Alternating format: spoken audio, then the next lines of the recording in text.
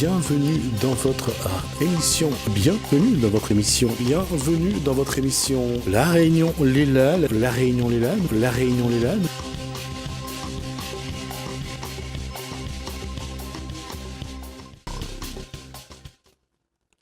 Bonsoir à tous, bienvenue dans votre émission La Réunion Léla. Rassurez-vous, calmez-vous, c'est pas le cinquième opus de Expandable. Nous recevons bien ce soir sur le plateau Christian Victory, Gilles Lucas, Eddy Motet et Joseph Daniel Grondin. On va parler de Victor Schellcher. Victor Schellcher, donc c'est dans Causement Réunionnais. Alors, Victor Schellcher, Christian Victory, il est bien connu à La Réunion ou il est plutôt connu du côté des Antilles? Cette année, c'est d'après l'initiative du Conseil départemental de La Réunion, c'est le 170e anniversaire de l'abolition de l'esclavage. Bonsoir Christian Victory, bonsoir Gilles Lucas, bonsoir Eddy Motet et bonsoir Joseph Daniel Grondin. Ma question, Christian Victory, pourquoi je pose la question, c'est que, est-ce que, hormis vous qui travaillez, alors, vous avez d'abord précisé que vous êtes de l'ARAL, ça veut dire l'Académie réunionnaise Arts et Lettres. Alors, Gilles Lucas, j'ai quand même dire que vous êtes président des Amis de... les Amis réunionnais de Sarda Garriga. De Sarda Garriga. Ils sont connus ou pas, Victor Schellcher et Sarda Garriga? Absolument. Oui. D'accord. Ils ont milité ensemble? Parce que apparemment, on va aussi parler de Toussaint Laverdure. Il y en a une association qui a parlé de Toussaint Laverdure. C'est ces hommes qui ont mené le combat. Non, c'est pas vous, c'est une association. Non, ça, c'est Toussaint l'ouverture, non c'est... Oui, l'ouverture, oui, en plus, c'est un autre sujet, mais on peut en parler dans le cadre de Schellcher, puisque Schellcher a fait un livre dessus. D'accord. Alors, pourquoi Victor Schellcher? Qu'est-ce que ça représente pour vous, messieurs? Ça représente quand même, je dirais, un personnage, je dirais, historique, je dirais même emblématique, qui a quand même quelque part donné un sens, je dirais, à la liberté de l'homme. À mon avis, on ne peut pas parler d'abolition de l'esclavage sans parler de Victor Schellcher. Oui, il a mené le combat plus à Paris quand même. Il a été beaucoup aussi, je dirais, à l'étranger, dans les pays d'Afrique, un peu partout. D'accord. C'est un homme, si vous permettez, qui a été adulé par le peuple martiniquais, par le peuple guyanais, Martinique et Guadeloupe. Il a été à plusieurs reprises député et sénateur de la Guadeloupe et de la Martinique. Et il faut dire, il a été inhumé au Panthéon, à côté de Félix Éboué. Ce n'est pas rien. Ah non, c'est une grande reconnaissance, parce que les personnages qui sont place des grands hommes, il n'y en a pas pléthore. Et ce qui est intéressant, c'est sa transformation intérieure. C'est-à-dire ? Au départ, il n'était pas dans cette mouvance. Et au fur et à mesure, il a pris conscience. Mais ça, je pense qu'il dit... Tu peux nous en parler ? Ce qu'on peut dire là-dessus, c'est que qu'au départ, Victor Schellcher, c'est un blanc. Donc, oui, c'est ce que je trouve, un homme blanc qui milite par rapport à Toussaint Louverture, qui était plutôt... un homme blanc qui milite pour les Noirs, surtout à cette époque. C'était quand même une époque, il faut le savoir, qui avait quand même... c'était l'Empire. Donc à ce moment-là, il était blanc, donc il était plutôt du côté des Blancs. Mais c'est quand il a commencé à faire ses voyages. Il est parti au Cuba, et c'est là qu'il a vu les conditions de vie des esclaves. Et il s'était dit qu'il va falloir que je me penche un petit peu sur ce cas-là. Donc il est rentré sur Paris, et arrivé sur Paris, dans un premier temps, il n'était pas tout à fait pour l'abolition immédiate. Il a tout simplement pensé que cela ne peut se faire que progressivement. Donc au bout de 2 ans, il est reparti de nouveau en Afrique, au Sénégal. À quelle époque se situe ce positionnement? 1840. 1840. D'accord, non, parce que j'essaye de voir plus ou moins quelle a été la position de Napoléon à l'époque qui devait normalement commencer à abolir, rétablir l'esclavage. C'était bien avant. Napoléon, c'était bien avant. Hein. Bien avant, oui. Mais c'est quand même lui qui va mettre un peu... Contester mauvaise influence de Napoléon qui a trahi la République. J'aurais été aussi loin que Christian Vittori, mais c'est bien dit. Bah oui. Non, je ne dis pas. Je sais pas si j'aurais été aussi loin. Continuez, Timothée. Donc, son séjour aux Antilles, cela l'a beaucoup marqué. C'est après, quand il est rentré de nouveau à Paris, et là, par rapport à ses écrits, il a écrit, il a commencé à publier, je dirais, des articles dans des revues spécialisées pour les Noirs. C'est à partir de là qu'il s'est penché véritablement sur l'abolition de l'esclavage. Et suite à cela, ce qui s'est passé, c'est que il faut savoir quand même que Victor Schœlcher était quelqu'un, je dirais, au-delà de cela, c'était quand même un humanisme, mais c'est aussi quelqu'un qui était, je dirais, un écrivain. Il faut le savoir quand même qu'il a composé, journaliste. Je veux juste, pas pour polémiquer, mais juste pour savoir, c'était aussi un franc-maçon, Victor Schœlcher? Exactement. D'accord. Non, un humaniste, non, généralement. C'était aussi un artiste, hein, parce qu'il connaissait tous les grands auteurs de son époque, et à la fin de sa vie, il a fait un autre livre sur Handel, sur la musique d'Handel. Bien. Oui, Victor Schœlcher a été franc-maçon, mais il y a quelque chose d'important à préciser, c'est que lorsqu'il a été au gouvernement provisoire de la Deuxième République, Donc de Napoléon. 1848, Donc c'est. Il s'est mis en retrait de la franc-maçonnerie, mais il a gardé ses idées philosophiques. Voilà. Je voulais parler de l'Aiglon, finalement. C'était le deuxième Bonaparte qui était là, ou c'est quelqu'un d'autre? Ah non, l'Aiglon, c'est le fils de Napoléon Bonaparte Ier, qui est mort d'une façon un peu bizarre, mais le petit-neveu qui est Louis-Napoléon Bonaparte, qui a repris l'idée de Bonaparte, qui est devenu président de la République, président de la Seconde République, et puis après qui s'est institué, d'une façon autocratique, et avec il aura fait comme son prédécesseur. Le premier. Ouais. 1848, il était élu président de la République, et bien élu. Mais c'est intéressant. Comment On va juste rappeler quand même qu'à l'époque, ceux qui élisaient, c'était les assemblées. Hein.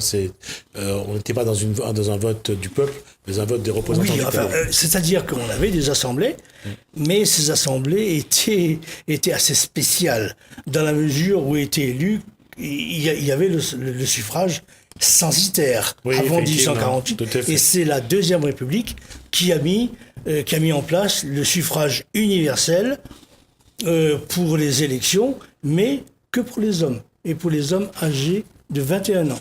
Voilà, donc le suffrage censitaire a été aboli. Comment est arrivée cette Seconde République? Alors là, on ne peut pas parler de Victor Schœlcher, et bien sûr, par déclinaison de Sarda Garriga, si on ne fait pas un petit retour historique.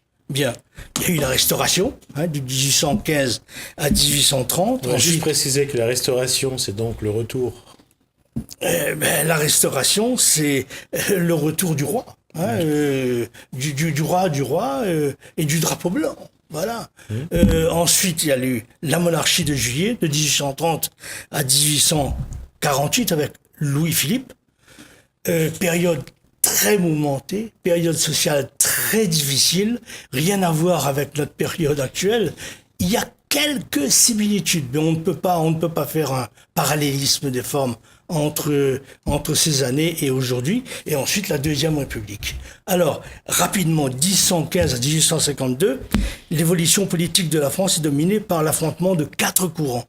Et avoir 4 courants, à l'époque, c'était quelque chose de très dur. C'était pas des enfants de cœur. Je veux dire, c'est l'époque où Marx, où le Dru-Rollin, où les grands socialistes se mettaient à faire bouger ce peuple. Voilà. Ensuite, il y a les monarchies contre-révolutionnaires qui veulent revenir bien sûr à l'ancien régime. Ensuite, vous avez les libéraux. Alors, eux souhaitent au contraire une monarchie constitutionnelle. Et enfin, les républicains qui manifestent leur soif de liberté. Et c'est à la fin de la période, les bonapartistes expriment alors là leur aspiration à un régime fort. Et ça a été dominé par l'élection de Louis-Napoléon Bonaparte à la présidence avec plus de 5 millions de suffrages. Voilà. Et de 1830 à 1848, la monarchie de Juillet marque le triomphe de la bourgeoisie. La bourgeoisie, on ne s'imagine pas aujourd'hui l'importance du mot bourgeoisie, mais les affaires étaient prospères pour eux, hein. Et on constate avec les difficultés il y avait une opposition presque frontale entre classe populaire, d'accord, et la bourgeoisie. Et évidemment, donc là, il y a eu le roi a commencé de perdre de sa superbe. Voilà. Ensuite, l'excès d'autorité, parce qu'il était un roi qui avait beaucoup d'autorité, Louis-Philippe, et la crise économique, parce que là aussi, il y a eu de très mauvaises récoltes et ensuite qui ont eu des répercussions sur l'industrie. Il faut pas oublier également, si on replace ça dans le contexte, que c'est le début de l'industrie, hein. Oui, tout à fait. Voilà, hein. Et qui a suscité un nouveau soulèvement parisien, hein. Donc en 1848, avec la février. La République arrive comment? Alors, la Deuxième République. La Deuxième République, on en fait tout un mythe de la Deuxième République. Mais il y a quelque chose qui est caractéristique, c'est que la Deuxième République était contre le peuple. C'est choquant, il faut que je m'explique. En effet, les affrontements de juin 48 marquent la défaite du mouvement populaire et l'élection de Louis-Napoléon Bonaparte à la présidence de la République en décembre, et qui annonce le retour d'un homme fort. La Deuxième République, il y a des choses magnifiques qui ont été faites. La liberté de la réunion, la liberté de réunion et la liberté de la presse. C'est quand même quelque chose. La suppression de la peine de mort pour motif politique. On sortait de la terreur, c'est ça? Ah oui, tout à fait, bien. On va juste rappeler que c'est Robespierre qui avait... La terreur, c'est bien avant. La terreur, c'est la Première République. Oui, c'est la Première République. 65 ans avant. Ensuite, l'abolition de l'esclavage, hein, dans les colonies. Ça, c'est une réalisation de la Deuxième République. 1848. C'est oui. ça. Ouais, et ensuite, le suffrage, comme je disais tout à l'heure, le suffrage universel pour tous les hommes de plus de 21 ans. D'accord? Et bien sûr, l'ouverture des ateliers nationaux. Alors aujourd'hui, les ateliers nationaux, on va dire que aujourd'hui il existait le RMI, le RSA, et ensuite aujourd'hui les contrats aidés. D'accord? Mais c'était un peu ça. C'est ce que avaient réclamé les progressistes de l'époque, les socialistes de l'époque. Et d'ailleurs, Karl Marx, qui était en Allemagne à l'époque, a écrit sur la révolution de 48. Il n'y a pas eu des confrontations, il n'y a pas eu des morts. Il y a eu des morts. Il y a eu des morts, bien sûr. De toute façon, quand on regarde l'histoire, chaque période qui précède la République, c'est une période de lutte, de mouvement populaire, ou alors de combat sanglants. Oui. Donc on le voit, que ce soit, même quand on regarde la Cinquième République, la Cinquième République va se faire sur la fin de la Deuxième Guerre mondiale. Donc voilà. C'est tout pour montrer que la France, c'est quand même a constitué ses républiques à partir de mouvements. De la guerre d'Algérie. Voilà. 58. Oui. Non, on était déjà dans la guerre d'Algérie, effectivement. Mais je préfère la guerre mondiale parce que les accords d'Évian sont signés en 62. Donc c'est pour éviter les... La notion des ateliers nationaux, les ateliers nationaux, c'était pour donner... un subside pour que le peuple français, parce que la misère était très forte dans les campagnes. Et ça a permis à 120 000 ouvriers de venir sur Paris. Mais évidemment, lorsqu'ils sont venus sur Paris, ils ont été travaillés en profondeur par les partis progressistes, par les socialistes de l'époque. Il n'y avait pas encore de communistes. Et le gouvernement a pris peur.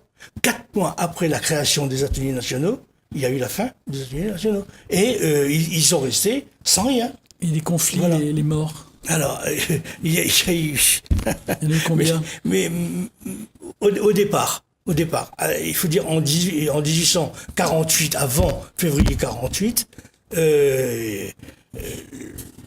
comme Louis-Philippe refusait la mise en place de banquets, parce que c'était interdit la liberté de réunion. Donc ils se réunissaient pour faire des banquets. Ben, c'était une façon à eux d'exister. De contourner la loi. Voilà, et il a supprimé, enfin il a interdit un banquet, et c'est là où il y a eu la révolution. La révolution de 1848. Combien Voilà. de victimes? Les textes ne disent pas précisément, il n'y avait pas un nombre précis. Au départ, 50 sur Paris, mais dans toute la France, il y a eu 1500 fusillés, 1100 déportés. Enfin bref, la République conservatrice remportait une grande victoire. Mais la garde nationale, c'était pas des enfants de cœur. Hein. C'était des gens Le qui rôle étaient... de Schellcher. Le rôle de Schellcher, Schellcher était un humaniste. Schellcher était quand un pays porte un homme comme Schellcher, c'est une chance inouïe. Parce que Schellcher, c'était celui qui apportait une vision nouvelle et très humaniste de la société. Et Schellcher, il a essayé de temporiser tout ça, mais ça n'a pas empêché l'arrivée donc du massacre de juin, et surtout avant la Constitution. Alors un dernier mot peut-être, la Constitution. C'est bien beau de vouloir faire une Constitution, sauf que mal on a pris donc au gouvernement. Pourquoi? Tout simplement parce que ils ont limité le temps, la durée du mandat présidentiel à 4 ans, non renouvelable. Or, les Français avaient soif d'un pouvoir fort, d'un homme fort. Et évidemment, il avait l'aura, Napoléon. Hein. Louis-Napoléon Bonaparte, c'était quelqu'un qui représentait la force. Eh ben, ça n'a pas duré longtemps. 3-4 mois après, en décembre, il a dit, ben, si c'est comme ça, je m'impose et j'installe l'Empire. Et il s'est proclamé empereur des Donc Français. c'est le Second Empire. Voilà.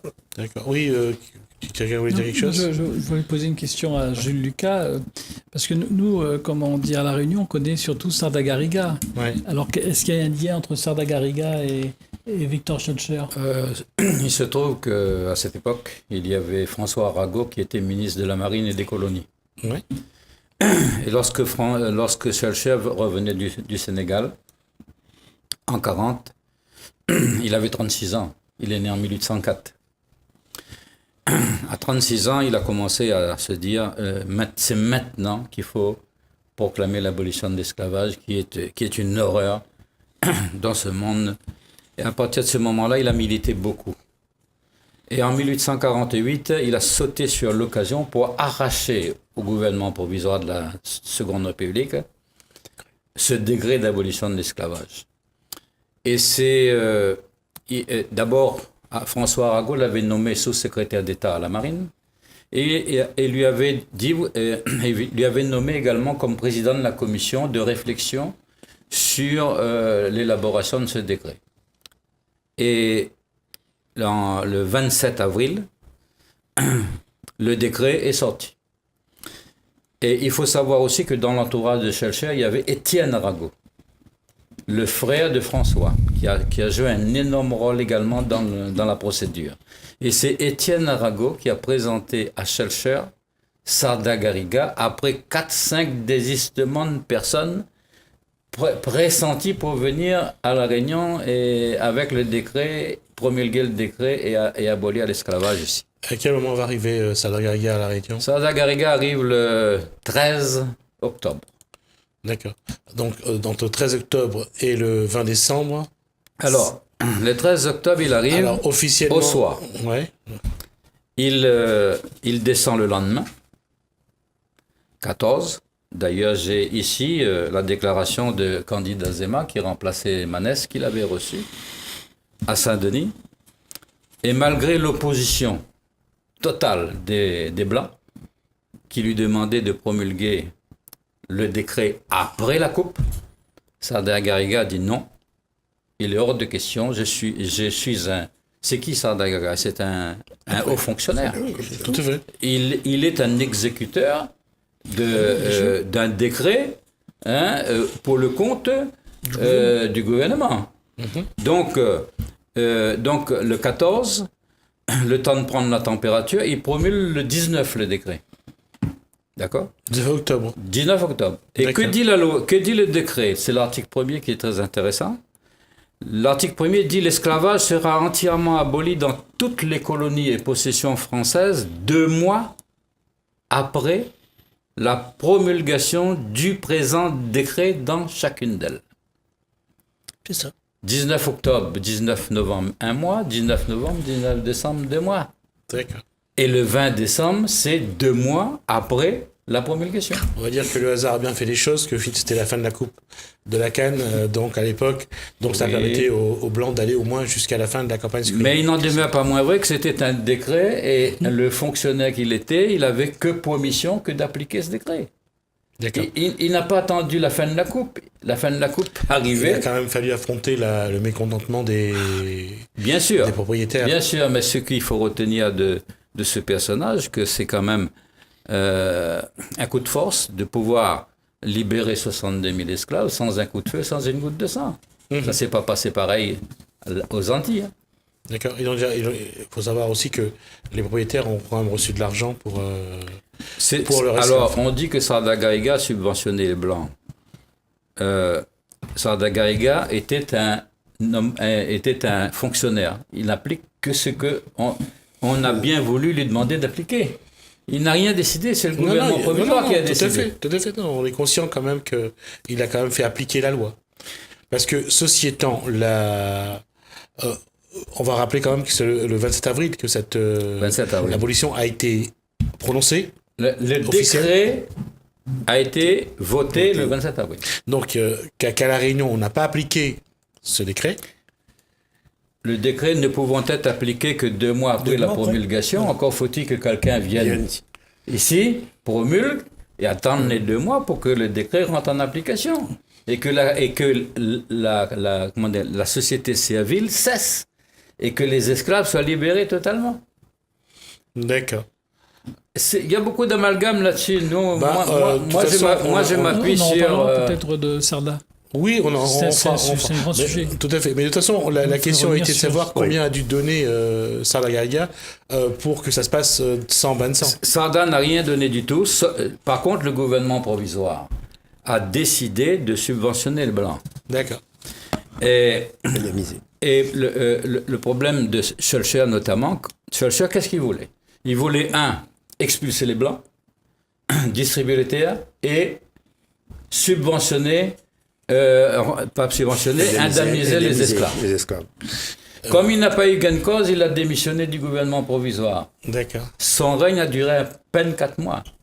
Et puis il est parti, Napoléon est arrivé, bien sûr. Finalement, c'était l'exil, 19 ans d'exil en Grande-Bretagne. Schœlcher. Avec Victor Hugo. Oui, donc peut-être quand même il faut qu'on revienne à Victor Schœlcher. Il faut savoir quand même, c'est quelqu'un qui a lutté contre la peine de mort. D'accord. Donc, et en 1851, il a écrit un livre sur l'abolition de la peine de mort. Il a écrit un recueil sur l'abolition de la peine de mort. Au-delà, de là aussi, il faut savoir que ça a été quand même un militant contre l'analphabétisation. C'est-à-dire, il s'est prononcé à abolir totalement l'analphabétisation, à faire en sorte l'application justement de la loi de Jules Ferry, de manière à ce qu'il y ait une école laïque, etc. Donc, au-delà de sa dimension, je dirais, du décret qu'il a fait appliquer concernant l'abolition de l'esclavage, ça reste quand même, c'est pour ça que je disais en préalable, c'est un humanisme, ça reste quand même un humanisme qui s'est attaché beaucoup à la vie sociale et je dirais à la vie politique et en même temps aux besoins de la nation. Donc, il a été quand même, je dirais, un défenseur de la République démocratique et sociale. Donc, aussi l'égalité C'était un des premiers pour l'égalité des hommes et des femmes. Il faut le savoir quand même. Aujourd'hui, quand on voit, on est toujours en train de savoir jusqu'où on peut aller entre l'égalité des hommes et des femmes. Victor Schœlcher, qui est quand même plus de 2 siècles avant, a déjà commencé à mener son combat contre l'égalité hommes et femmes. Mais là, il y a cet esprit de liberté. Il souffle aussi à La Réunion, parce qu'il y a 3 poètes. Il y a Eugène Daillot qui, quand il écrit La Hache, c'est dommage que si j'avais su, je l'aurais amené. C'est un très long poème contre la peine de mort. En fait, j'ai trouvé la raison, c'est que sa maison, il était en face, il y avait de la guillotine.